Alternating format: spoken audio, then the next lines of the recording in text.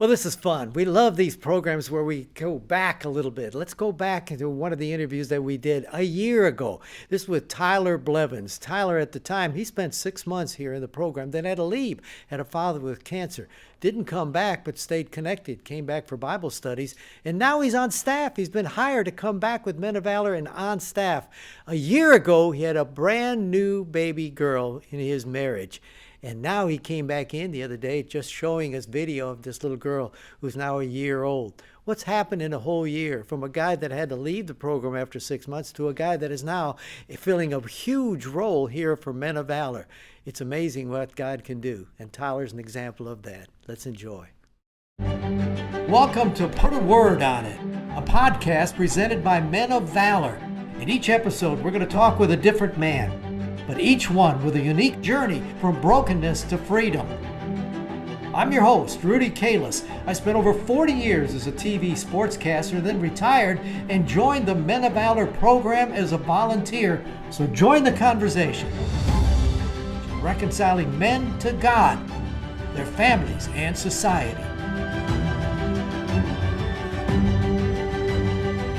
Welcome to another edition of Put a Word on It, brought to you by Interstate AC. They're wonderful folks that have supported Men of Valor, and we thank you for your support. Tyler Blevins, there's a young man that I want you to meet. The story being that so many times, and I've met so many guys in prison where drugs and heavy alcohol and all these things became a part of their addiction and wound up leading them into prison. Doesn't always have to happen that way. It could be something in your own medicine cabinet that sneaks up on you, and that's what it did with Tyler. It damaged his whole life. God has brought him through, but it's led for a powerful story from him. You know, I like you tell me, so you're expecting your first little baby, right? Coming up in May? A little baby girl. And happily married to a wonderful lady? I am, Selena. See, you think back and I look at you and got this big smile on your face and life is good, but I'm taking you back to when you're in high school. Would you have ever thought that this would be part of your life now? There was a point in my life when I didn't think I would ever get out of the addiction. I thought it was always going to have a grasp on me. How did addiction get into your life?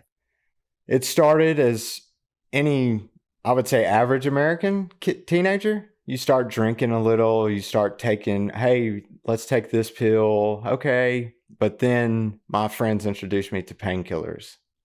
And as soon as I took my first painkiller is when my addiction to opiates started. Really? Yeah. Now, you in high school, you played sports. You grew up in Murfreesboro. Mom and dad had a good family setting? Good family. Went to the youth group, was involved in church. And when I first started drugs is when I slowly started slipping away from everything. You don't even realize it's happening, do you? Mm-mm. It takes it and you think it's just having fun. And then your body becomes dependent on it. And it's like you have to have it. And then the enemy tries to trick you and say, you have to have this. You can't do life without it. A lot of people get involved with that after injury. Mm-hmm. You know, Brett Favre, Green Bay Packers, when he was playing, got addicted because it was painkillers after injury. It wasn't as a result of that. It was just for the fun of it. Yeah, it was just going out, having fun on the weekends. And then weekends turned into, okay, let's do it on Monday. All right, well, I'm going to need it Tuesday too, because your body just becomes so dependent on it. How did it change your personality? After drugs, I turned into a master manipulator. Lost trust with everybody. Family eventually, they had to disconnect ties with me. Tough love, as some people would call it, but I think it did turn out for the better. How long did you hide it from them? There must have been a period of time when they didn't know. They thought, we got a good son and he's doing right. How'd you hide it from them? I don't think I was really good at hiding it. Really? I think they knew. I don't think they wanted to come to terms with it yet, that their son was in drugs, because I think they always kind of knew, and they first caught me at 16. And so that was right when I first started. And at 16 was when I went to my first rehab. So, you know, there's a God, you kind of raised in that environment. Is there a battle at all going on between the two spirits inside of you? I think I didn't really recognize it until now, looking back. How people planted seeds or how I stayed connected. Because even when I'd move from place to place, I would always, for some reason, want to have a Bible with me. I don't know why. Even though you're getting high. Mm-hmm.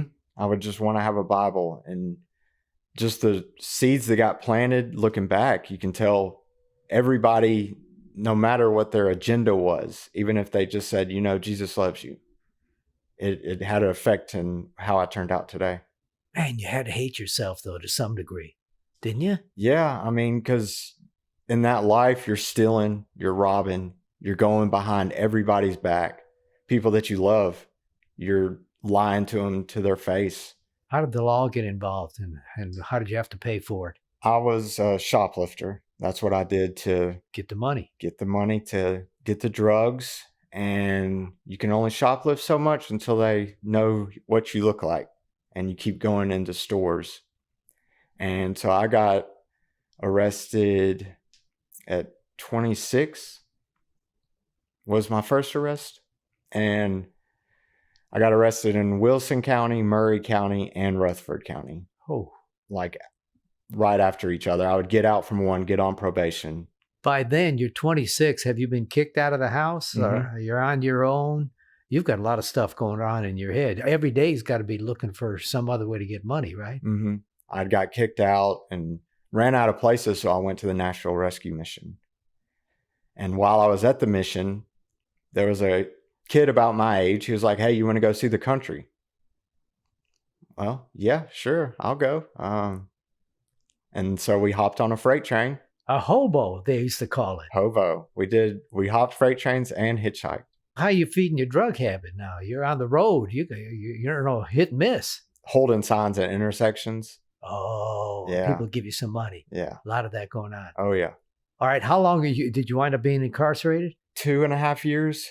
Because my longest stint was in Rutherford County at the workhouse. Yeah. I did 1 year.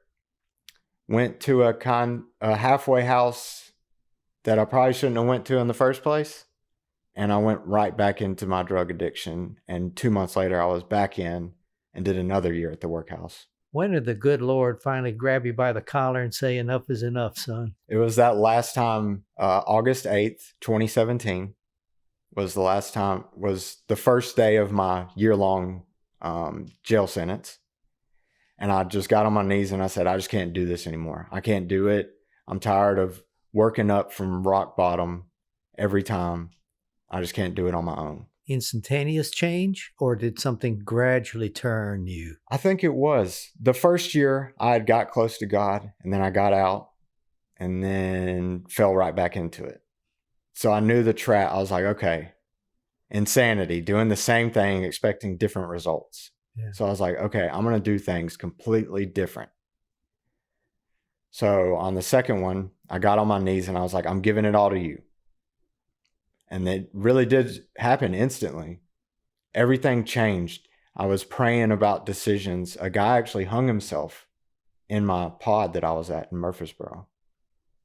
And immediately, and this is how I kind of knew that God's Spirit had entered me, because I didn't think, oh, well, okay, he's dead.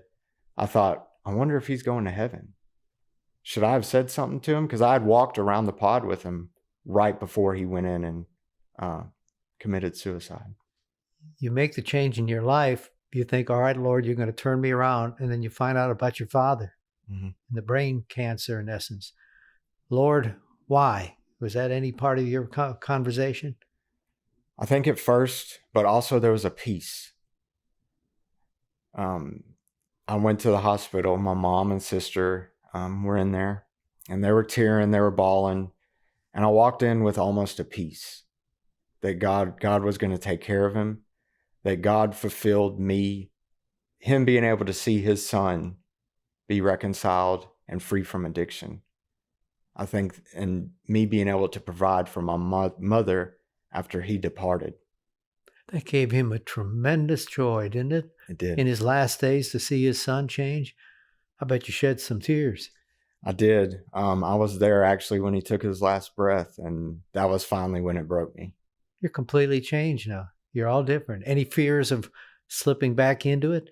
I mean, there's always a little bit of fear, but I think my relationship with God right now, I couldn't see it. It would have to be a ferocious attack from the enemy for me to go back to the way I was. Well, you married a godly woman, and that'll kind of jerk your leash a little bit, won't it? It definitely will.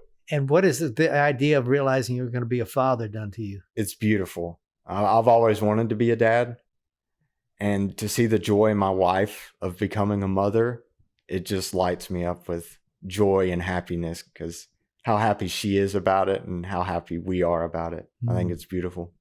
You know, the name of the program is Put a Word on It. Have you thought about it? What kind of a word would you put on it? I have. That's actually a good segue into my word. What is that? It's love. Why? Christ showing love for us. In this season of my life, a baby being born, love for that child, love for my wife, love for family, love for mentors that have helped guide me to where I'm at today.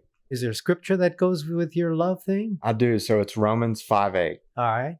And it states, "But God shows his love for us, in that while we were still sinners, Christ died for us." When I was reflecting on that passage this morning, I saw two things. God's character.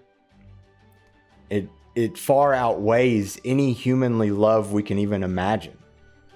His love for us. The word love can't even really describe the love that God has for us.